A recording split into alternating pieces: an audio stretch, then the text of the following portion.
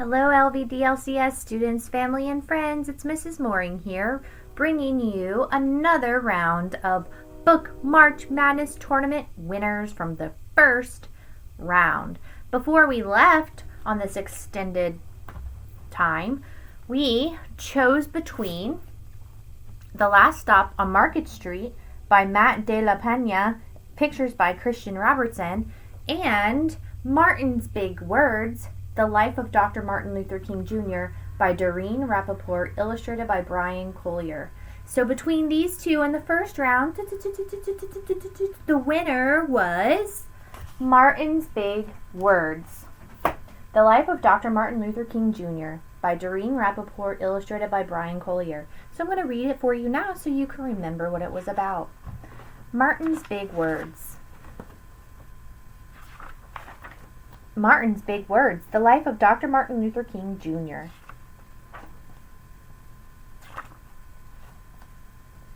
Everywhere in Martin's hometown, he saw the signs, white only. His mother said these signs were in all southern cities and towns in the United States. Every time Martin read the words, he felt bad, until he remembered what his mother told him. You are as good as anyone. In church, Martin sang hymns. He read from the Bible. He listened to his father preach. These words made him feel good. When I grow up, I'm going to get big words too. Martin grew up. He became a minister like his father, and he used the big words he had heard as a child from his parents and from the Bible. Everyone can be great. He studied the teachings of Muhammad Gandhi. He learned how the Indian nation won freedom without ever firing a gun. Martin said love when others said hate. Hate cannot drive out hate. Only love can do that.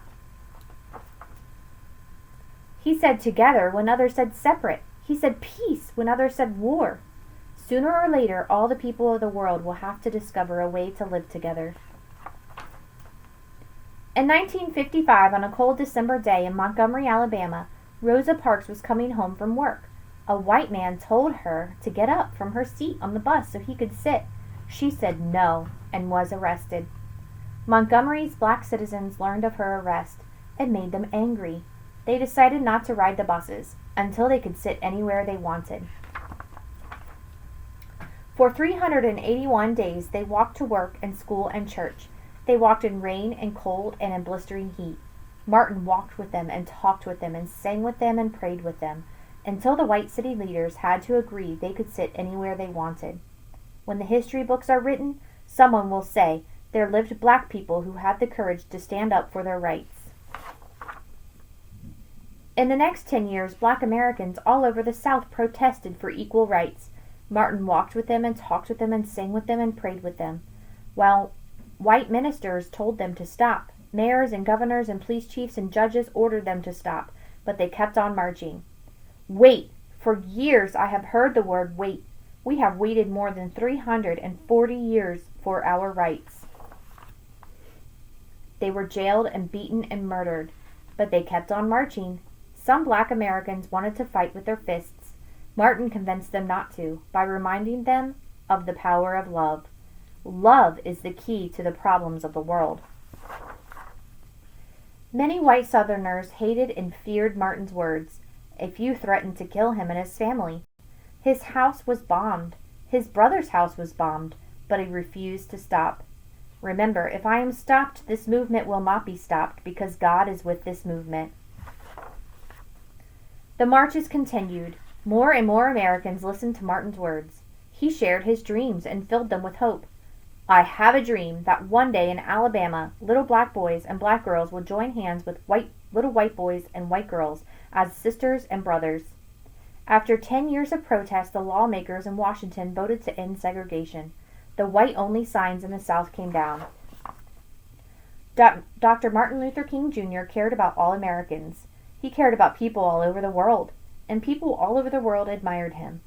In 1964, he won the Nobel Peace Prize. He won it because he taught others to fight with words, not fists. Martin went wherever people needed help, In April 1968, he went to Memphis, Tennessee. He went to help garbage collectors who were on strike. He walked with them and talked with them and sang with them and prayed with them. On his second day there, he was shot. He died. His big words are alive for us today. Freedom, peace, together, I have a dream, love. The end. So you voted this book to be the winner of a round in the first round of Bookmark Madness, March Madness, from another book. So thank you for voting at that week. Please vote again as we continue through our book March Madness. Have a great day.